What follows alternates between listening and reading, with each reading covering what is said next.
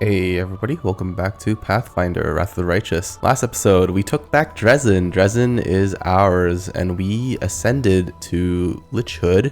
We've become a little bit more Lich-like, and yeah, we're a lot stronger than we were previously. We killed Staunton Vane, actually, and also we killed Nura, who's also a traitor. And yeah, we did some weird Lich pathing, and I think we can try to actually revive him now because we kept his body in the dungeons.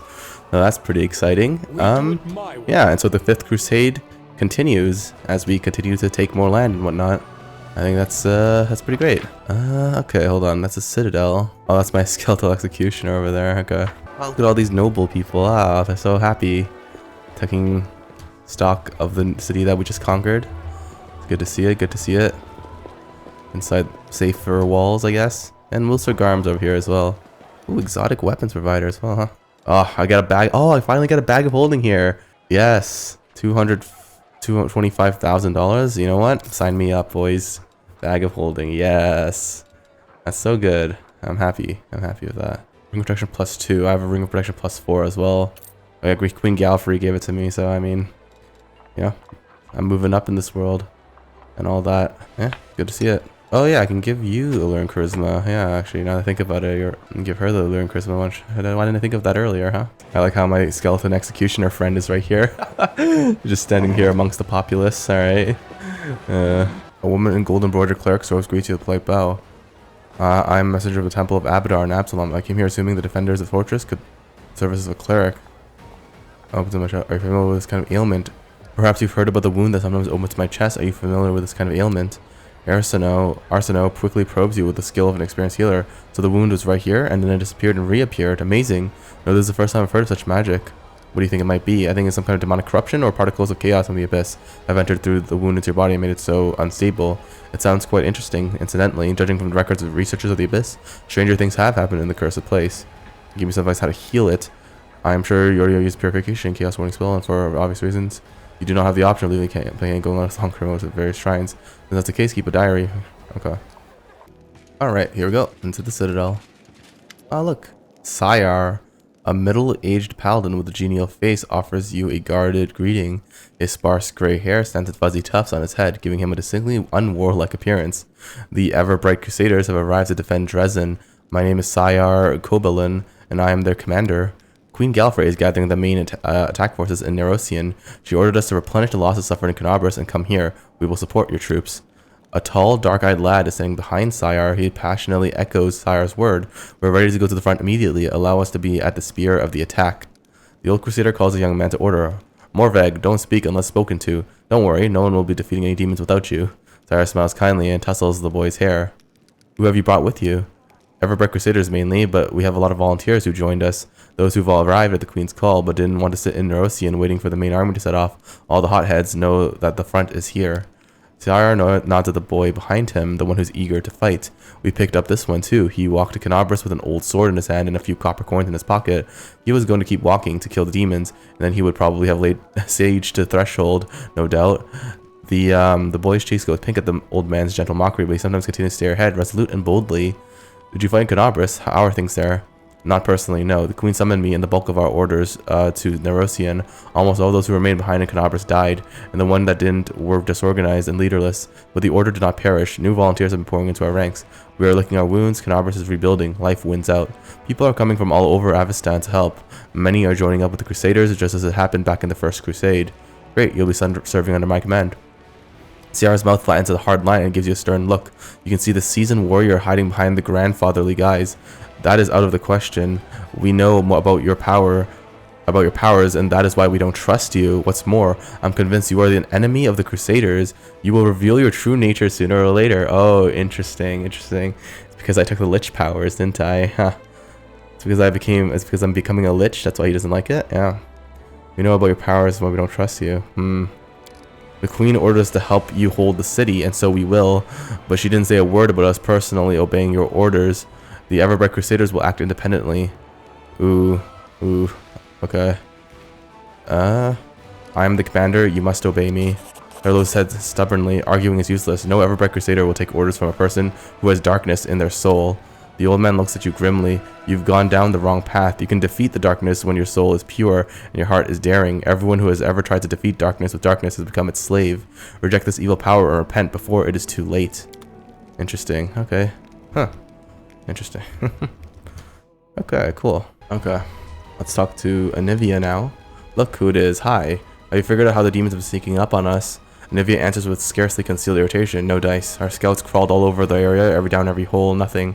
The grey road was completely empty, and then bam, a whole army popped up like a jack-in-the-box. My only lead is a few scouts who didn't come back from the gorges in the southwest, but we found no sign of secret passages or underground passageways, and definitely no route we can just use to quietly move a large force through. But I feel it in my gut, there's some evil scum out there. We just have to look harder. Of course, I could send out more scouts, but they might just disappear like the first ones. Why don't you go there yourself and find out what's that? Okay, fine. Telling your commander to do scout work. What do you think of my new powers? Anivia looks at you sadly. There's nothing good about this. The thing you've had to do, and the fact we're fighting alongside the dead because we'll never pull this off without them.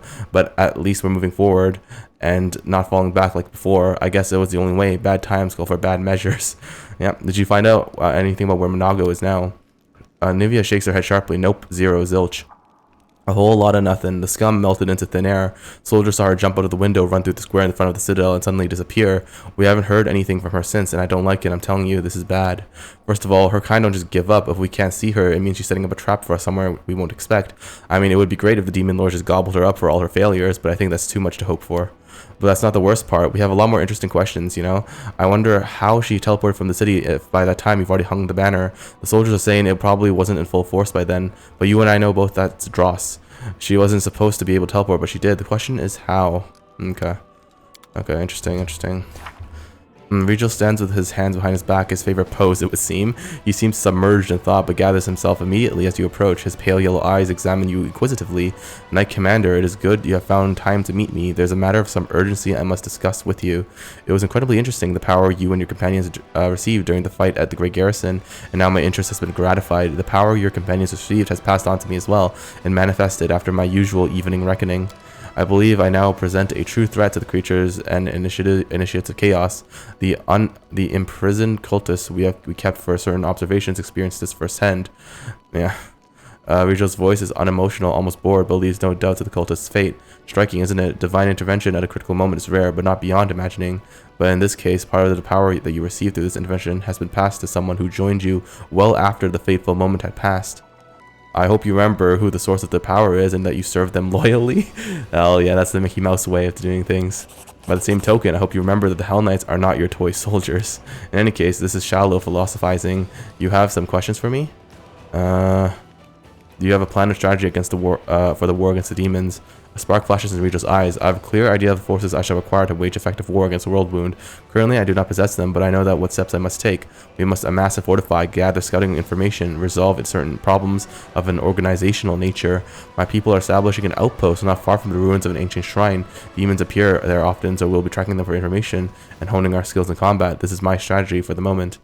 Okay. Thank you for speaking with me. Alright, Earbeth. Anything else you want to say to me?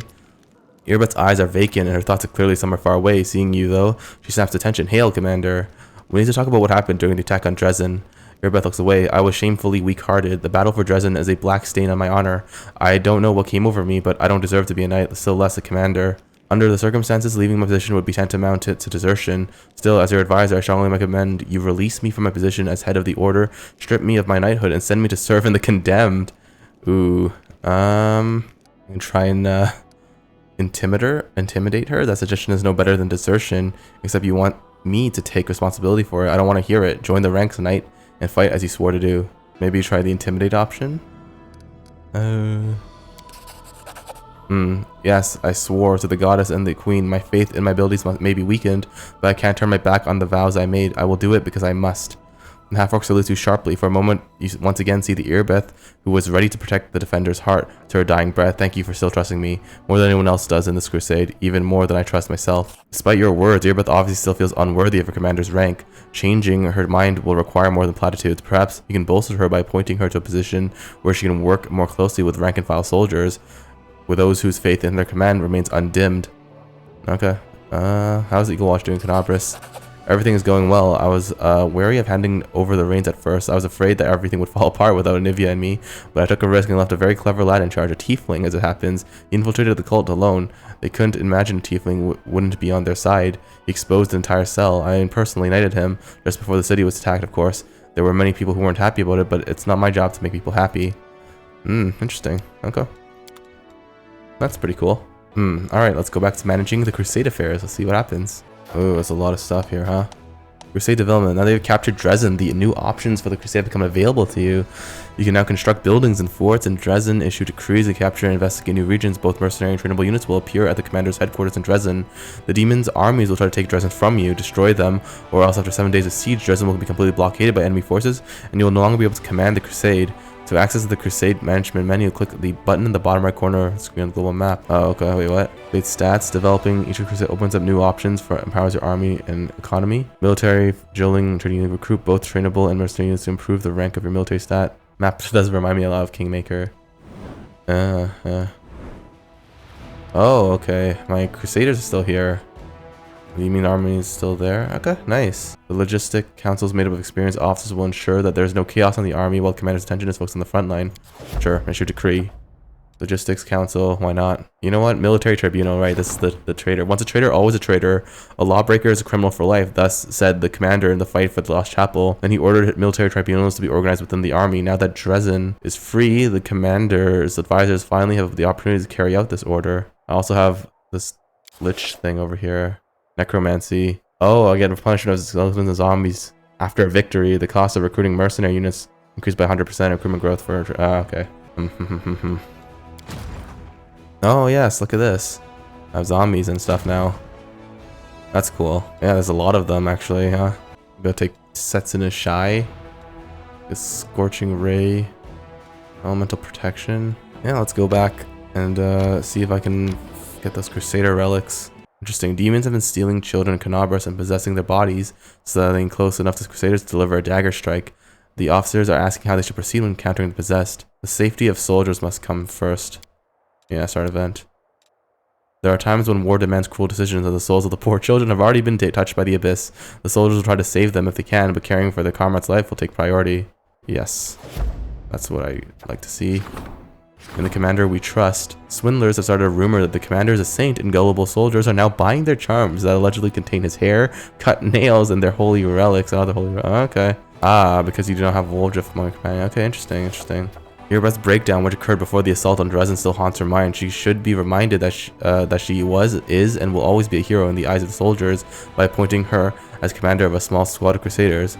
Unfortunately, because Erebeth is occupied as squad leader, her duties in the Crusades commands have to be transferred to someone else. Maybe I should issue a decree. Yeah, sure. Make Erebeth happy as well. Oh man, that takes 7 days. Oh jeez. Disney employees. They're the Disney employees. They're my zombie squad. That's in a shy over here. Let's see if he has what it takes to fight the demon armies. Cool. Oh yeah, I can build a lot of stuff in Drezen, huh? Nice. Maybe build a hospital in Drezen, sure. Why not? I think that makes sense. Gives me more infirmary size. Sure. And alchemist laboratory. Yeah. I think that makes sense a lot as well. Ah, the boy sitting on the counter looks about 18. He salutes you with dignity, though his eyes scarcely rise from the tavern's ledger. The knight commander of my establishment, what an honor. My name is Faikido. I'm the owner of the Half Measure. How should I address you? I ask because some don't like undue unfamiliarity, while others scoff at the tediousness of ceremony and titles. You can call me by my name. Deal, I know your name, of course. Who Drezen? So it's Mickey Mouse. So what can I do for you? Wine, a meal, a heart-to-heart talk. Let's see what you have to offer. Alright, Grey Boar, have anything to say to me? How can I help you? Oh, nice voice acting. Before he stands a dwarf, he has stern, rugged features and looks to be well armed. He fills his pipe with tobacco from Garund, lights it and blows out a cloud of smoke. Finally, he addresses you in a deep, dignified voice. We already met in Canabras, didn't we? Yes, I had a contract to assassinate a rather overconfident demon named Kylus there. I guess that counts as participation in the siege of Canabras.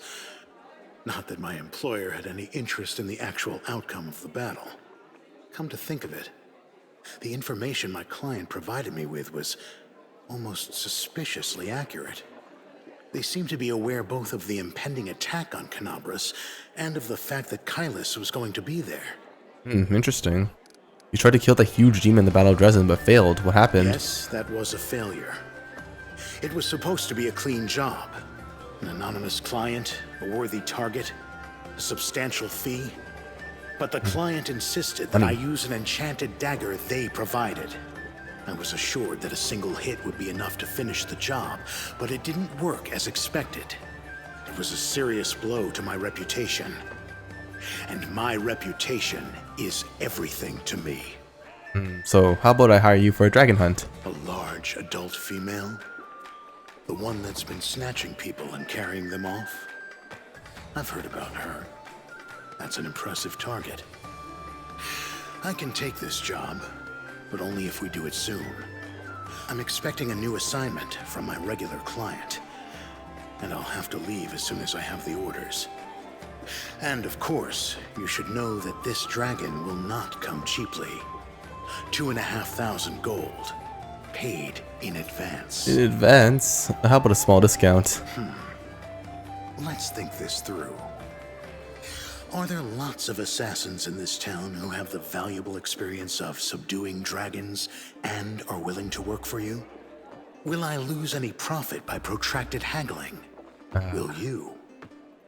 Is there any chance that someone less competent than I am will be able to locate your target as efficiently as I would? No, I don't think so. There is absolutely no reason for me to give you any discounts. 2,500 gold is an honest price for the head of a fire breather. Alright, fine. Give me 2,500 gold, I'll pay. Excellent. Yes. Let's get down to business. It's no easy thing to take down a dragon when you don't have wings. 2,500 gold. Oh, man. The best thing would be to catch her by surprise in her lair, but we need to find it first. Of course, since she doesn't leave tracks, that might be tricky, but I think I have a solution. We need to go west of Drezen, to the Grimwood Forest. Items lost, gold coins. No! I was surprised that they didn't give me like a diplomacy check to haggle. That's kind of weird. The dragon's been seen there often. According to the scouts, this is likely because there's still some wild game left in those parts. We'll set up an ambush there. Alright, sounds good. I hope I can rely on your honesty. You rely on my money. I understand that on our way to the dragon, there may be other fights or places we need to visit for various reasons. That's to be expected. However, should I see that you are deliberately delaying the contract, or that you're dragging me off to assault some demon citadel instead of going after the dragon, we will have to revise the terms of our agreement. Okay. Sure. Nice. Alright, there you are. Fila. Good days and clear skies. What do you say? Where are we off to? The fate of the League of the Cart affected you greatly. So you could say, I did what I thought was right. I tried to help a good person with their troubles, and what came of it? I'm sorry, but I won't find any peace until I track down Curl and Jana. What were they thinking? Is there any way to get through to them? Or should I just admit I was terribly wrong? There's another thing that's worrying me, the way people react to your power and mine. They think that we've been chosen by Omade. They need to pray at our feet. I'm not comfortable with the youngest warriors hanging on my every word. Sila smiles sourly. I feel alone. Nobody else is going to sit with me and to celebrate saving a beer cart, and I'd like to regain, if not the friendship, at least the trust of the other knights, especially those I respect and consider my friends, like Elon. Okay, sure. Alright, kill the giant flies. Nice. Giant flies down. Alright, finally, after driving away a swarm of demonic flies, the Crusaders discovered the remains of an unfortunate group of Nevian knights. The leader had a baldric with an emblem recognized by one of his soldiers. It was the crest of an infamous fallen knight, Melander Linz. That's cool. And Predictive War is also pretty good. Magical Reserves. Maybe I'll take Magical Reserves, because I feel like I use that a lot on this guy, on good old Ashman. Forming a logistics council. The success of military action depends on regular supply of everything troops need and judicious distribution of resources. The logistics council, made up of experienced officers, will ensure that there's no chaos in the army, while the commander's attention is focused on the front line. The logistics council is assembled and awaits the commander at the headquarters for the first meeting. Nice. Nice. And then orders to Erebeth as well. Enter. Back to the Citadel we go. Here we go. I formed the logistics council, so here we go. Silkend. Before you stands a tall, fit man whose dark hair is already tinged with gray. He greets you with a brisk military salute. My name is Captain Silkind. I command the vanguard of a mercenary group called the Blackstone Company. We're from Andoran to assist you. I want to know more about your unit. The Blackstone Company is proud to be recognized as one of the finest Andoran mercenary regiments. We're not a bunch of unscrupulous sellswords looking to oppress the innocent and serve the tyrants of the world. No, we're adventurers, eager to get involved in a dangerous enterprise and leave it with pockets full of gold and a clear conscience. Which is why we held a vote among our units. We were glad to accept Queen Galfrey's invitation to join the crusade, though some of our commanders did voice their displeasure with the sum she offered. But like I said, the Andorans are a free people who cannot be pushed around and who cannot be bought, only convinced. Alright, why'd you join with us? Queen Galfrey paid for our services, but please do not think we're fighting for gold alone. We are true sons and daughters of Andoran, so the ideals of equality and resisting enslavement ring true in our hearts. We'll be glad to stand in the way of demons who seek to force mortal kind into bondage. The bulk of our company made camp in Nerosian, but the vanguard, consisting of our finest soldiers, if I may add, was put under your command. I want to know more about you, Captain Steelkind. The man flashes a genuine smile. I didn't even know what to say. I am a soldier, a bit of an explorer, and just an all-around honest man. Alright, fine. Get on with your duties. Yes, sir. Glad to be under your command. Captain Steelkind salutes you again. Smiles and adds in a softer voice. It will be an honor to serve with you, Commander. If you have any questions, let me know. If you need to talk, I'd be happy to lend a ear. Okay. Ah, look at them. It's the Grandma Gretlin, the director. Grandma Gretlin lowers herself into a bow. Good day, your commandership. It is we, the artistic board of the Next Door Theater. We are looking on our piece about your heroism. We have even taken on a few new crew members. We now have a master of stage equipment scenery. It's my granddaughter, Tina. Tina, say hello to this commandership. Grandma Gretlin, the director. We are faced with another dilemma. We simply can't decide on a climactic moment for the act that's all about the Battle of Drezen. Here, you listen to these options. Grandma Gretlin holds a scroll up before her eyes and begins to read, running a gnarled finger along each line. Option 1. The commander, so that's you, launches himself out of a catapult and smashes down the fortress wall, allowing the armies to rush inside. Option 2, the commander, so that's you again, masquerades as a succubus and creeps into Drezen in disguise and then opens the gates to the Crusaders. Option 3, the commander, so that's you again, rides to the attack on an enormous mountain goat, or should we call it a battering ram, and breaks down the city's gates. Well, what do you say? Ooh. I like the version where I ride the back of an enormous mountain goat, but where are you going to get a goat that size? We're still working on that part of your commandership. It's hard to get a goat in the middle of the Worldwound, especially an enormous one, but we'll think of something, don't you worry. You can always use like a enlarge spell, right? Grandma Gretlin and her entourage move away, but their voices project so well that they can easily hear the rest of the conversation. Do you think the commander will mind if we add the goat and the catapult to the show? That way the bit where he breaks down the gates will make for much better drama. Did you forget that the role of commander is being played by Cyclops? How are we going to launch a lambkin out of a catapult? Where are we going to find a catapult that won't just break under his weight? Calm yourself, Tina. It's just a minor snag. You can't achieve success without a few difficulties along the way. We'll think of something. You'll see. Okay, that's nice. See if they're good in health. Oh, Zacharias. The grim voice of Zacharias the Lich suddenly booms inside your mind. Student, you have proven yourself of a worthy crusader. To defeat the demons in this war, you have fearlessly sought the secrets of death. Your determination deserves respect. Now we can proceed with your great transformation into a lich. For that, I shall need a suitable laboratory where I can scrutinize and condition your spiritual body in solitude, preparing it for rebirth. As for you, you will need a palace from which you will rule over legions of the dead.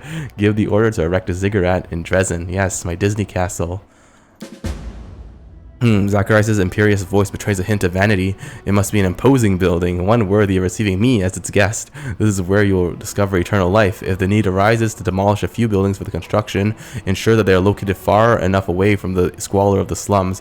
I do not wish for my ingredient stores to be ravaged by rats. Of course. As you wish, Master Zacharias. Yeah, as you wish, Master Zacharias. You display sensible obedience. That is good. For that, I shall reward you generously. Get on with it. Okay. Okay, cool. Zacharias is here. Dorglinda Stranglehold. Hail, Commander. A middle-aged dwarf was clearly seeing some combat, saluted with one barely moving bone-dry hand. On her face are huge scarred claw marks. A black eye patch covers one eye, but she's watching you with the other, intent and somber. Dorglinda Stranglehold, chair of the Logistics Council, at your service. We've got ourselves an ugly situation that requires your decision. Hopefully this council will benefit from my vast experience surviving with gear that consists of rocks and sticks, and where any dinner that's not squirming on your plate is considered a feast. All in all, kind of like our crusade. I won't lie to you, our logistics are a mess. We need more of everything, and what we do have is in disarray. Crates of provisions are rotting away in the storehouses because some idiot quartermaster spilled beer on the papers, and fools are not the worst problem, there's also theft. Some officers grease palms to get a helmet with stylish plumage, or a fancy blade from Neurosian. Meanwhile, that means the ordinary soldiers are being armed with barely more than kitchen knives, hammer, and tongs. It's time to get the entire logistics staff the bums rush. The question is, where do we find capable and honest people to replace them? Let's get some veterans on the job, people who've had their fill on the front lines and who know firsthand what life is like for a common soldier, what the rations taste like, and how the boots are always the wrong size. Dorglinda Stranglehold. My suggestion is to call some experienced, well-connected supply officers from Neurosian. Let them leave their cushy jobs at Mendiv and work up a sweat for the good of the crusade. Okay, Dorglinda, what are this council's responsibilities? The Logistics Council deal with all matters relating to supplying the army. Most issues will be trivial and undeserving of your attention. However, from time to time, serious decisions will need to be made, and that's when I will convene the council. Oh, cool. I have questions for the council, as you wish. Lan, how can you be of use to this council? I know a thing or two about gathering weapons and provisions. Compared to the war for survival we had to wage underground, you guys have it easy up here. If things go badly, I can teach your troops to live off the land and how to craft decent weapons from junk. They'll have memories of land's special stew for years. Not sure if they will be fond memories, but they'll remember it for sure. Dorglinda, why were you assigned to head this council? Over my years of doing quartermaster duty, I've managed to develop a bit of reputation for myself. The units I'm responsible for are always properly equipped, armed, and fed. Thieves, scatterbrains, and reprobates promptly get the boot. Bureaucrats who never seem to have anything miraculously find everything they need after meeting with me. In short, don't you worry, Commander. I'm right here where I belong. I understand. Let's get to the pressing issue. Let's discuss our options in more detail. Yes, Commander. Lan, what would you advise? In our tribe, we believe that the hunter's gear should be entrusted to the most seasoned hunter, to those who stalked the prey themselves and learned the price of mistakes on outfitting. In a bowstring, a dull spear, a tattered cloak, the hard way. I think that's how it should be in the army. Whoever is responsible for supplies must know war firsthand. They must have dragged themselves through the mud of the battlefield, seen with their own eyes how a rotted strap or a boot one size too large can lead to a soldier's death. They must have eaten their share of rotten cabbages and seen carts of horseshoes and plots pull up at their position instead of ammunition because of some clerical error. Assign new quartermasters from the veterans, like Dorglinda here. I bet they won't steal, and they won't let anyone else steal either. Dorglinda, what's your opinion? There are some great workers in Mendiv who have been sitting at home for far too long. Let the Queen send them to us. Instead of counting buttons for the frock coats of Neurosian Royal Guards, let them sort out our supplies, and they'll already have connections in Neurosian. They could easily have army property decommissioned and later sold to private buyers for next to nothing, and those buyers will just happen to be at the same mercenaries we're negotiating with. Connections are all too important, as you all will know. Everything's clear to me now? Sure, I think Lan, our new quartermasters will be veterans. I think that makes sense. Yes, veterans knows what's what. They won't do their comrades wrong. They'll see what they're always fed, healthy, and warm. That is decided. No matter what our new quartermasters are like, there's no possible way they can be worse than what we have now. The results will be reported to you, and if anything else comes up, I'll call the council right away. Nice. Everything's good. Great. I'm gone. House of Death. I build a ziggurat. Jeez. I have to build a ziggurat just to receive him as my guest. All right, Master Zacharias, you got it. Okay. Okay. You know what? I think that's gonna do it for this episode. You know, maybe more of a bookkeeping episode than I would have liked, but you know, I think that's how it goes sometimes. And yeah, there's a lot of things coming up. Yeah, the 5th Crusade's really getting to a rocking start. So thank you guys so much for watching. Hope to see you guys next time. But until then, goodbye for now.